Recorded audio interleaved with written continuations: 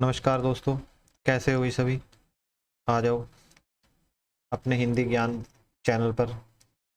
और आज हम एक कक्षा, बहुत ही महत्वपूर्ण कक्षा लेके आए हैं आप सभी के लिए। और आज हम करने जाएंगे दोस्तों रीतिकाल के एक बहुत ही बड़े कवि भूषण जी के बारे में,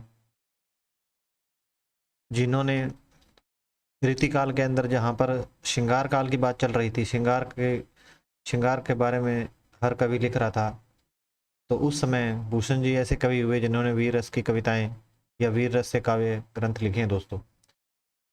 तो आज की कक्षा इसी पे रहने वाली है और सभी साथियों को धन्यवाद कहना चाहते हैं कि सभी साथियों ने हमारे चैनल को सब्सक्राइब किया, इसके लिए सभी को धन्यवाद। और आज की कक्षा बिना विलंब किए हुए शुरू करते हैं दोस्तों। तो भूषण जी का जन्म स्थान आपने बताना है दोस्तों कि भूषण जी का जन्म स्थान क्या है। क्या भूषण जी का जन्म जो है तिकवापुर कानपुर जो माना जाता है, या फिर दोस्तों गोविंदपुर ग्वालियर माना जाता है, और या फिर दोस्तों इटावा उत्तर प्रदेश माना जाता है, या फिर ओरछा नगर बुंदेलखंड माना जाता है। तो दोस्तों हम गोविंदपुर की बात करते हैं तो गोविंदपुर दोस्तों बिहारी जी का जन्म स्थान है ग्वालियर में। और इटावा की बात करें तो ये दोस्तों देव कवि जो है, या जो जिनको देवदत्त कहा जाता है, तो उनका जन्म स्थान है। उसके बाद हम ओरछा नगर की बात करते हैं तो दोस्तों ये है दोस्तों केशव,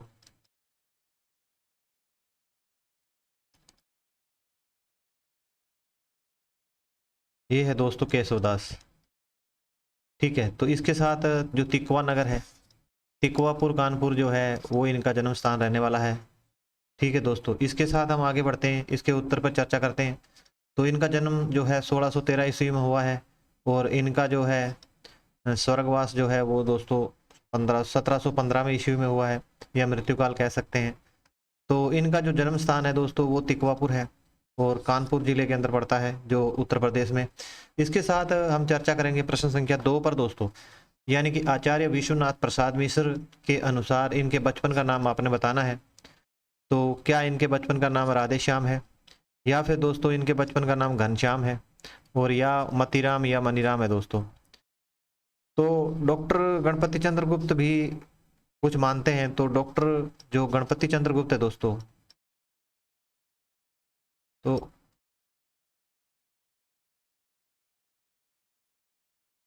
डॉक्टर गणपति चंद्र गुप्त भी, इनका नाम क्या है दोस्तों, जो बचपन का नाम है पतिराम या दोस्तों मनीराम मानते हैं। ठीक है, पर प्रश्न है कि आचार्य विश्व प्रसाद मिश्र ने के अनुसार इनका नाम क्या है, तो आपने बताना है। तो इनका जो दोस्तों जो बचपन का नाम है, जो आचार्य विश्वनाथ प्रसाद ने माना है, तो उनके हिसाब से इनका नाम है दोस्तों घनश्याम। ठीक है, और इसका उत्तर रहने वाला है बी। इसी के साथ आगे बढ़ेंगे, आगे हम देखते हैं कि डॉक्टर गणपति चंद्र गुप्त के अनुसार इनका जो बचपन का नाम दोस्तों पतिराम या दोस्तों मनीराम था। ठीक है, तो ये भी आपने ध्यान रखना है कि अगर क्वेश्चन पेपर में या प्रश्न पत्र में अगर पतिराम या मनीराम अगर पूछा जाता है तो डॉक्टर गणपति चंद्र गुप्त ने माना है दोस्तों। इसके साथ हम आगे बढ़ेंगे, आगे हम देखते हैं प्रश्न संख्या 3 दोस्तों, भूषण कवि के नाम में जो भूषण जो लगा है वो क्या है। तो आपने ये बताना है कि इनके नाम के अंदर जो इनका नाम तो मनीराम पतिराम घनश्याम बताया गया है, पर इनके नाम के साथ जो भूषण है, भूषण कवि है, तो ये इनकी क्या है। तो ये क्या इनका उपनाम है दोस्तों, या फिर इनकी उपाधि है, या इनको कोई पुरस्कार इस नाम से मिला है, या दोस्तों इनका बचपन का नाम है। तो इस पे चर्चा करते हैं दोस्तों। जो ये छत्रसाल है ना, जो छत्रसाल राजा राजा छत्रसाल थे, इनके ये क्या है, दरबार में आश्रय में रहते थे ना। इनके दरबारी कवि कह सकते हैं ना। तो इनके क्या है, ये दरबारी कवि थे, और ये क्या है, इनके आश्रयदाता थे। ठीक है, जो कौन है, ये राजा छत्रसाल जो थे वो इनके आश्रयदाता थे, है ना।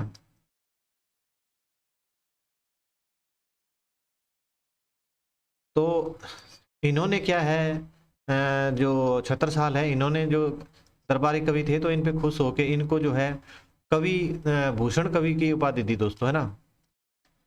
भूषण कवि की उपाधि दी। तो ये आगे चलकर क्या है दोस्तों, भूषण नाम से ही क्या प्रसिद्ध हो गए ना। तो ये आपने ध्यान देना, ये भूषण नाम से ही उसके बाद प्रसिद्ध हो गए हैं। तो इनकी ये उपाधि है दोस्तों, है ना। अगर बात की जाए कि ये जो भूषण है ये क्या है, तो ये इनकी उपाधि है दोस्तों। इसके उत्तर पे हम चलेंगे अभी। तो उत्तर पे हम चर्चा करते हैं दोस्तों। भूषण जो है इनकी एक उपाधि है, ठीक है। तो ये आपने ध्यान देना है। और यह है इनकी उपाधि क्या है, चित्रकूट के राजा रुद्र शाह सोलंकी है ना, जो जिनका नाम क्या है छत्रसाल था, उनके द्वारा क्या है इनको प्रदान की गई थी। जो फिर क्या है इनको किस नाम से प्रदान की गई थी, वो कवि भूषण के नाम से प्रदान की गई थी, ठीक है। भूषण कवि इनको कहा गया था, ठीक है। क्या कहा गया था इनको, इनको कहा गया था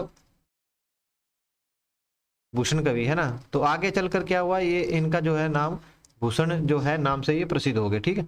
इसके बाद हम देखते हैं कि भूषण के आश्रयदाता कौन माने जाते हैं। तो आपने ये बताना है, इससे पहले हमने चर्चा कर ली है इसके ऊपर।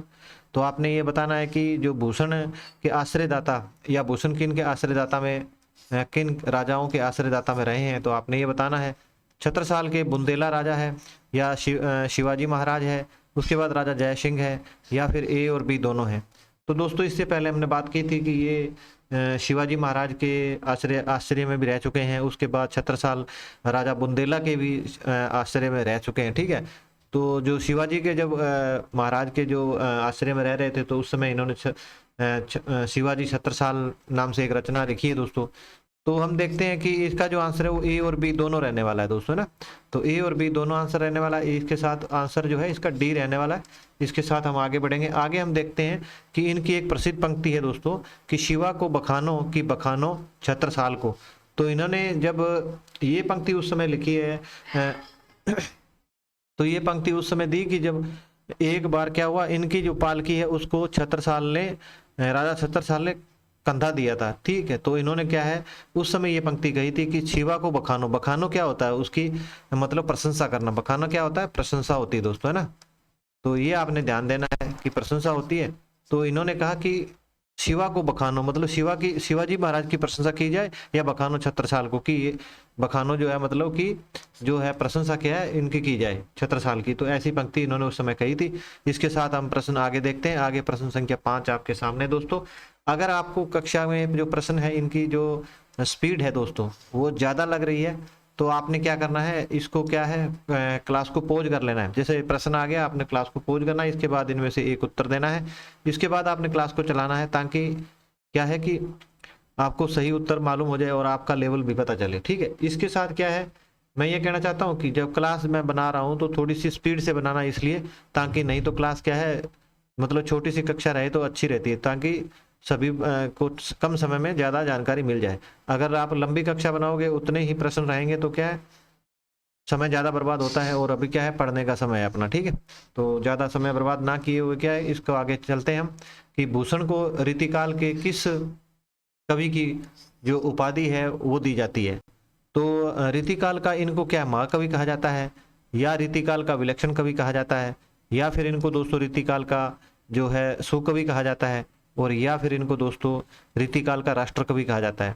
तो एक बात ध्यान देना है कि विलक्षण कवि, रीतिकाल का विलक्षण कवि भी कहा जाता है, क्योंकि डॉक्टर नगेंद्र ने इनको, जो डॉक्टर नगेंद्र है इन्होंने इनको क्या है रीतिकाल का विलक्षण कवि कहा है। पर इसके साथ साथ क्या है दोस्तों, आचार्य रामचंद्र शुक्ल जो है वो इनको क्या कहते हैं, वो इनको राष्ट्र कवि, रीतिकाल के राष्ट्र कवि की उपाधि भी देते हैं, ठीक है। तो ये आपने ध्यान देना, रीतिकाल का राष्ट्र कवि, ठीक है। तो ये सभी ने ध्यान देना है, ठीक है। इसके साथ हम देखते हैं आगे बढ़ते हैं। और इसका उत्तर जो है वो डी था, पर बी भी साथ में रहेगा। इसके साथ हम आगे बढ़ेंगे। आगे देखो दोस्तों डी है और इसके साथ क्या है बी भी है ना। तो ये आपने ध्यान देना है कि जो रीतिकाल का विलक्षण कवि है वो डॉक्टर नगेंद्र कहते हैं, और इनको जो है कि राष्ट्र कवि की जो उपाधि है रीतिकाल के राष्ट्र कवि, तो ये डॉक्टर ये क्या है आचार्य रामचंद्र शुक्ल जो है वो कहते हैं दोस्तों, है ना। तो ये आपने ध्यान देना है। तो इनकी भाषा की, इनकी भाषा की क्या है आलोचना करते हैं, है ना, कि आचार्य रामचंद्र शुक्ल क्या है इनकी भाषा जो थी उसकी आलोचना करते हैं। इसके साथ हम देखते हैं प्रश्न संख्या 6 दोस्तों कि भूषण की पालकी को कंधा किसने लगाया था। तो ये बात जो हमने पहले या दूसरे प्रश्न में की थी कि जो कंधा है वो किसने लगाया था इनकी पालकी को। तो आपने बताना है क्या शिवाजी महाराज ने लगाया था, या राजा रतन जय सिंह ने लगाया था, या राजा रतन सेन ने लगाया था, या फिर राजा जो है छत्रसाल ने लगाया था। तो हमने इससे पहले आपको बताया था कि जो भूषण जी की पालकी थी, उस पालकी को कंधा किसने दिया था, तो छत्रसाल ने दिया था। ठीक है, तो ये आपको इससे पहले हमने बताया है। ठीक है, इसके साथ हम क्या आगे बढ़ेंगे, इसका उत्तर रहने वाला है डी। और आगे चलते हैं, आगे देखते हैं कि कहते हैं कि राजा छत्रसाल ने इनकी पालकी को क्या है, कंधा लगाया था। ठीक है, और जिस पर इन्होंने क्या है कहा था कि शिवा को बखानो कि बखानो छत्रसाल को। तो इसका जो व्याख्या है वो हमने पिछली बार जहाँ 2 नंबर प्रश्न में कर दी है।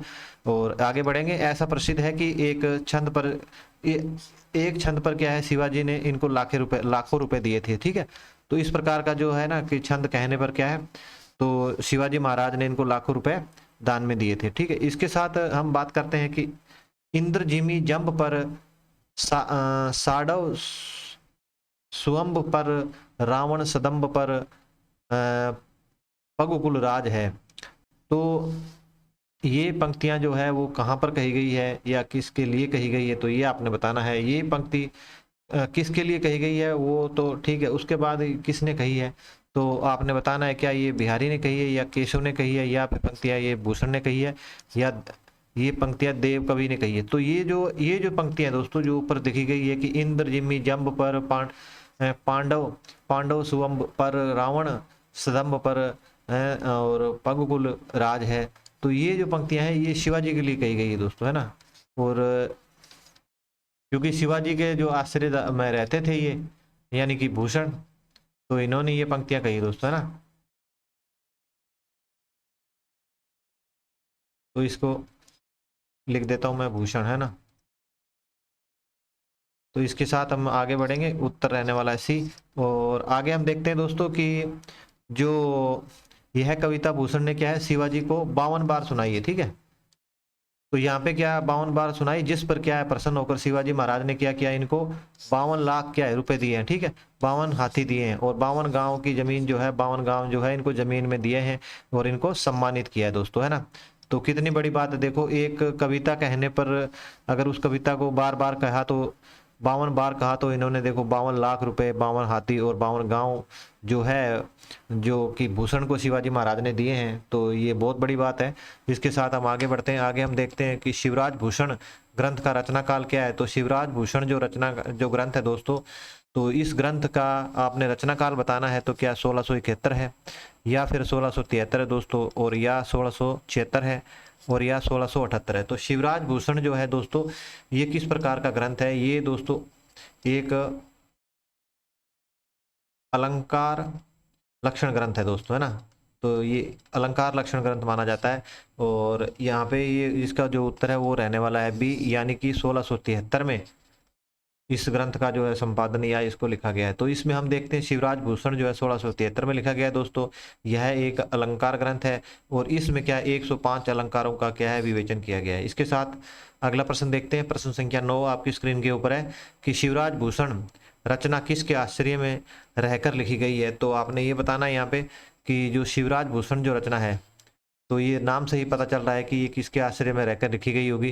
क्या राजा छत्रसाल के आश्रय में रहकर लिखी है इन्होंने, या फिर दोस्तों ये शिवाजी महाराज के आश्रय में लेकर लिखी है, या फिर ये राजा जय सिंह के और राजा वीर सिंह के। तो नाम से ही ये पता चल रहा है कि ये राजा जो महाराज शिवाजी महाराज थे, तो शिवाजी महाराज जो थे उनके आश्रय में रह के ये रचना जो है इन्होंने लिखी है दोस्तों। तो इसके साथ हम आगे बढ़ते हैं, इसके उत्तर पर चर्चा करेंगे। तो शिवराज भूषण में अलंकारों के लक्षण दोहा छंद और उदाहरण के लिए क्या है दोस्तों, सवैया छंद का मिलते हैं। मतलब इसमें कहने का मतलब एक बार दोबारा सुनाते हैं आपको लाइन कि शिवराज भूषण में जो अलंकारों के लक्षणों के लिए क्या है दोहा छंद का प्रयोग हुआ है। जैसे अलंकारों के लक्षण के लिए क्या है दोहा छंद का प्रयोग किया गया है, और उदाहरण के लिए क्या है सवैया छंद का प्रयोग किया गया है। ठीक है, इसके साथ हम देखते हैं इसमें शामिल क्या है 105 अलंकारों में से क्या है 99 जो 99 जो है 99 अर्थान अलंकार है दोस्तों, और 4 जो है इसमें शब्द अलंकार है, एक चित्रालंकार है और एक दोस्तों संकर अलंकार है। तो आपने ध्यान देना है कि 100 टोटल 105 जो है अलंकार है दोस्तों। तो इसके अंदर देखो एक 99 जो है इसमें क्या है अर्थालंकार है, तो इसके बाद हम देखते हैं 4, इसमें क्या है, शब्दालंकार है दोस्तों।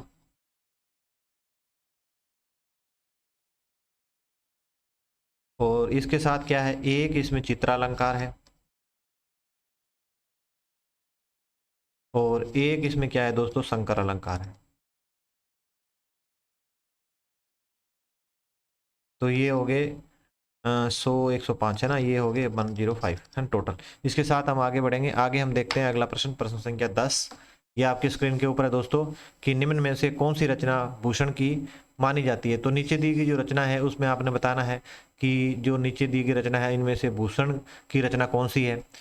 और या ये जो देखते हैं कि शिवराज भूषण जो 1673 में रचित हुई है, क्या ये रचना है शिव इनकी भूषण की, या फिर शिवा बावनी है, या छत्रपाल दशक है, तो या क्या इनकी उपरोक्त सभी है। तो एक बात करना चाहते हैं कि जो भूषण की जो रचना है दोस्तों, ये जो शिवराज भूषण है इनकी है। उसके बाद शिवा बावनी भी शिव भूषण की है। छत्रपाल दशक भी इनकी रचना है दोस्तों। इसके साथ क्या है, आंसर रहने वाला डी। और हम देखते हैं आगे आगे इसके उत्तर को। तो एक रचना जो अन्य एक रचना है दोस्तों, वो है अलंकार प्रकाश। ठीक है, इसके साथ देखते हैं आगे प्रश्न, प्रश्न संख्या 11, कि निम्न में से कौन सी रचना उपलब्ध नहीं मानी जाती है। तो आपने बताना है कि इनमें से कौन सी रचना है ऐसी है जो उपलब्ध नहीं है। देखो, भूषण उल्लास है, उसके बाद भूषण हजारा है, उसके बाद दूषण उल्लास है, और उपरोक्त सभी है। तो ये जो रचनाएं हैं दोस्तों तीनों ही, ये क्या है, अभी तक क्या है, उपलब्ध नहीं है। ठीक है, ये तीनों रचनाएं क्या है दोस्तों, उपलब्ध नहीं है अभी तक। और इसके साथ इसका उत्तर रहने वाला है डी। और हम आगे बढ़ेंगे। आगे हम देखते हैं दोस्तों कि ये जो तीनों रचनाएं हैं यह क्या है, अभी तक उपलब्ध नहीं है। ठीक है, कौन सी, भूषण उल्लास और भूषण हजारा और दूषण उल्लास। ठीक है, इसके साथ देखते हैं प्रश्न संख्या 12, कि भूषण को रीतिकाल का विलक्षण कवि किसने कहा है। तो भूषण को विलक्षण कवि, रीतिकाल का जो विलक्षण कवि है, ये एक बार मैंने बताया था आपको प्रश्न संख्या 1 या 2 के अंदर, कि भूषण को जो है विलक्षण कवि की जो उपाधि है वो कौन देते हैं, या इनको कौन कहते हैं। तो आचार्य रामचंद्र शुक्ल ऐसा कहते हैं, या फिर दोस्तों आचार्य हजारी प्रसाद द्विवेदी जी कहते हैं, या फिर डॉक्टर नगेंद्र कहते हैं, या फिर डॉक्टर डॉक्टर गणपति चंद्र गुप्त कहते हैं। तो डॉक्टर गणपति चंद्र गुप्त नहीं कहते, ऐसा ऐसा कहते हैं डॉक्टर नगेंद्र, यानी कि उत्तर रहने वाला है सी। यानी कि जो इनको जो रीतिकाल का राष्ट्र कवि तो आचार्य रामचंद्र शुक्ल कहते हैं दोस्तों। ठीक है, इनको क्या कहते हैं, रीतिकाल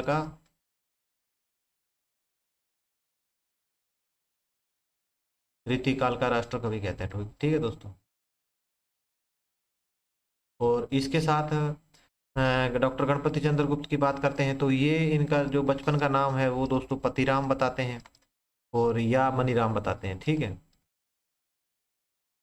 इसके साथ हम आगे बढ़ेंगे। आगे हम देखते हैं इसका उत्तर। तो इसमें क्या है, भूषण को रीतिकाल की श्रृंगार परंपरा और प्रेम परंपरा से हटकर वीर रस के काव्य रचना के कारण क्या है, इनको डॉक्टर नगेंद्र ने, है ना, किसने, डॉक्टर नगेंद्र ने इनको क्या कहा है, इनको रीतिकाल का क्या है दोस्तों, विलक्षण कवि कहा है।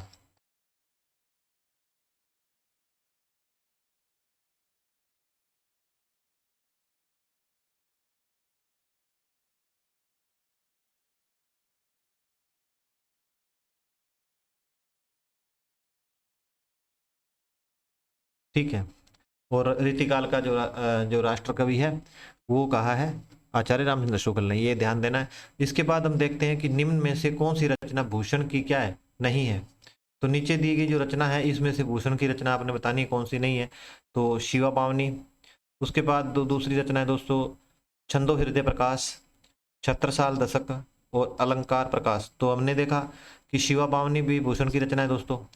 उसके बाद छत्रसाल दशक भी इनकी रचना है, और अलंकार प्रकाश भी है। और इसके बाद जो रचना बच जाती है छंदो हृदय प्रकाश, ये जो रचना है ये दोस्तों इनकी नहीं है। ठीक है, और ये रचना किसी और की है। तो ये रचना किसकी है वो देखते हैं। छंदो हृदय प्रकाश एक रचना है दोस्तों जो डॉक्टर नगेंद्र क्या मानते हैं कि अनुसार ये रचना जो है मुरलीधर भूषण नामक एक कोई अन्य कवि है उनकी रचना मानी जाती है। तो डॉक्टर नगेंद्र इस रचना को क्या है, छंदो हृदय प्रकाश को किसी अन्य कौन, मुरलीधर भूषण है एक कोई व्यक्ति, उसकी मानते हैं। ठीक है, उसके साथ हम देखते हैं कि निम्न में से कौन से कवि जो है वीर रस के प्रसिद्ध कवि चिंतामणि और मतीराम के भाई हैं। तो आपने बताना नीचे दिए गए मतीराम और जो चिंतामणि मतीराम और चिंतामणि जो रीतिकाल के महान कवि है, प्रसिद्ध कवि है, तो ऐसे कौन से कवि है जो इनके भाई हैं। तो आपने बताना है कि आप बिहारी हैं वो, या फिर दोस्तों केशव है, और या फिर देव है, या भूषण है दोस्तों।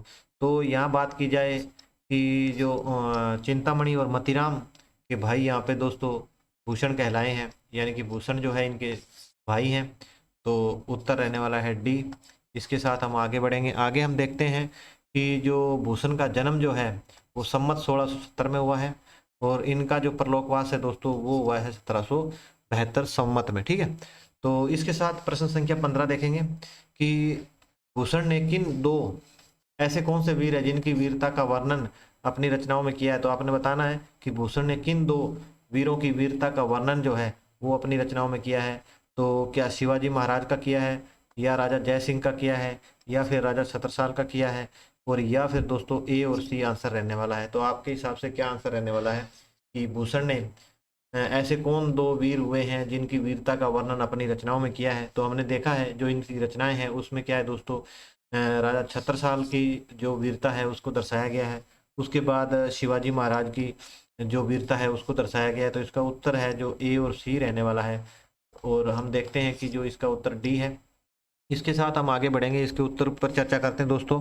तो इसका उत्तर जो है वो डी है, और देखते हैं कि इन दो वीरों का जिस पर क्या है उत्साह के साथ सारी हिंदू जनता स्मरण करती है और उसी की व्यंजना भूषण ने की है। तो ये कौन कहते हैं दोस्तों, ये कहते हैं आरसीएस, है ना। तो रामचंद्र शुक्ल, जिनका जो साहित्य ग्रंथ है, जो हिंदी साहित्य का इतिहास ग्रंथ है ना, तो हिंदी साहित्य का इतिहास, तो ये ग्रंथ है, ये 1929 में आचार्य रामचंद्र शुक्ल का जो ग्रंथ है वो संपादित हुआ है दोस्तों, और हिंदी साहित्य का इतिहास इसका नाम है।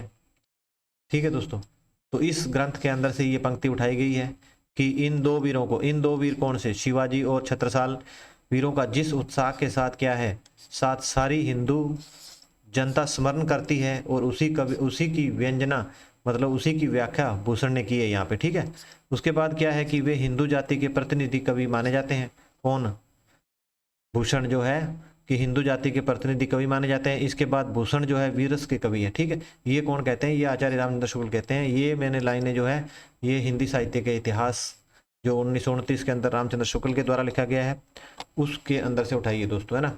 तो इसके साथ हम आज का मेरे को लग रहा है अंतिम प्रश्न है, और हम इसी के साथ चलेंगे आखिर में। तो आज की कक्षा दोस्तों यहीं समाप्त करेंगे, और कक्षा मेरे हिसाब से बहुत अच्छी रही है। आपने कक्षा को देखा है और देखना है, और साथ वालों को मतलब शेयर करना है, लाइक करना है, सब्सक्राइब करना है। और मैं साथियों आपके साथ ही तैयारी करने वाला हूँ, और लेक्चर कैडर और मास्टर कैडर की तैयारी कर रहा हूँ दोस्तों। तो सभी साथियों ने चैनल को सब्सक्राइब किया, इसी के लिए धन्यवाद। और इसी के साथ कक्षा को ख़त्म करेंगे बिना समय को विलम्ब गवाए हुए दोस्तों, और सभी साथियों का धन्यवाद दोस्तों, है ना।